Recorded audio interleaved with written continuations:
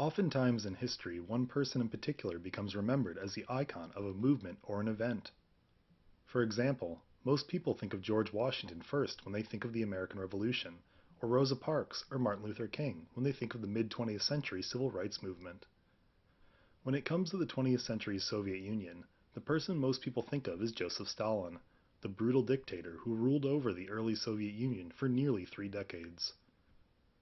Stalin was born in 1878 in what is today Georgia, but was then part of the Russian Empire.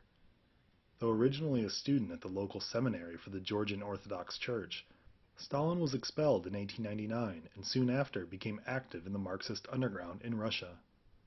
For this activity, Stalin was imprisoned multiple times in the first decade of the 20th century, even spending a period in exile in Siberia.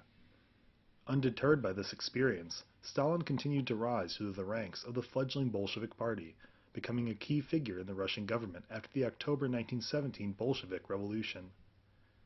Stalin was a key aide to Vladimir Lenin, the leader of the Bolshevik Party. When the Soviet Union was instituted in 1922, Stalin was installed as Secretary General to the Central Committee of the Communist Party. After Lenin's death in 1924, Soviet and Communist leadership was in limbo. Through complex and often backroom political maneuvering, Stalin won out against his rivals within the party by 1928, many of whom he soon imprisoned and/or exiled. Soon after assuming full control of the Soviet government, Stalin set out to build Russia into an economic and industrial giant. He considered Russia 50 years behind the rest of the world in terms of industry and technology, and he resolved to close this gap through a forced and rapid modernization process. However, in order to force such a wholesale transformation of the economy, Stalin needed total control of the Soviet economy. Fortunately, the Marxist principles Stalin's Communist Party expounded called for precisely the command economy Stalin needed. Under Stalin, the Soviet government assumed control of what few industrial complexes it didn't already own, but the most violent upheaval to the Soviet economy was Stalin's forced collectivization of agriculture. At the time of Stalin's rise to power, the Soviet Union was still a predominantly farming-based society.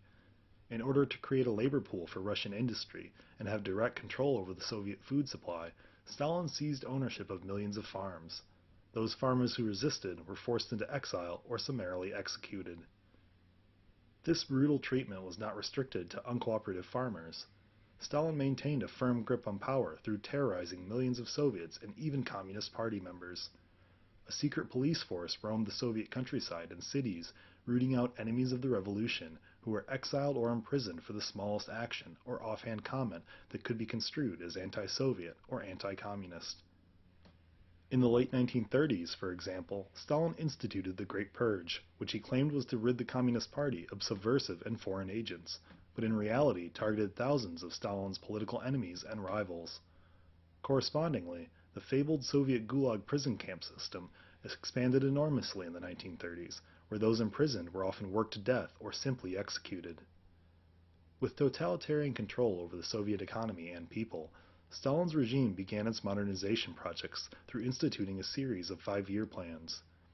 The 5-year plans set relatively outrageous goals for everything, from total goals for each sector of the economy to individual expected outputs from each factory. Most of these goals were impossible to meet, and factory and government officials often fudged the numbers to meet their quotas. Conditions in these factories were terrible for the workers, who were often paid in food rations and were worked to the bone. With the forced industrialization of Russia in full swing, Stalin looked to expand Soviet influence outward into territory the Russian Empire had lost after World War I. Soon after Stalin signed a non-aggression pact with Hitler, he annexed Lithuania, Estonia, Latvia, and invaded eastern Poland and parts of Romania. He also invaded Finland. However, when Hitler broke the pact and invaded the Soviet Union in 1941, Stalin allied with the British and French and later the Americans. As a result, Stalin had a seat at the negotiating table with American President Franklin Delano Roosevelt and British Prime Minister Winston Churchill in deciding the makeup of post-war Europe. Through keen negotiating skills, Stalin expanded the Soviet Union when the Western countries recognized Soviet possession of the states Stalin had annexed and invaded during the chaos of World War II. Additionally, the Soviet Union gained control of several Eastern European states, which Stalin claimed it needed as a buffer from future Central European aggression. After World War II, Stalin continued to hold an iron grip on power in the Soviet Union and encouraged the growth of communism elsewhere, especially in the Korean Peninsula. Imprisonment and exile in the Soviet Union became even more common than it had been before the war, as Stalin became more and more paranoid of Western invasion. He died in 1953, 74 years old. Stalin's totalitarian control of the Soviet Union was so severe that directly after his death, the Communist Party dismantled several institutions and the cult of personality Stalin had built, a period of Soviet history historians now call de-Stalinization. Stalin's brutal rule achieved through force what many communists had wanted, a centrally controlled command economy.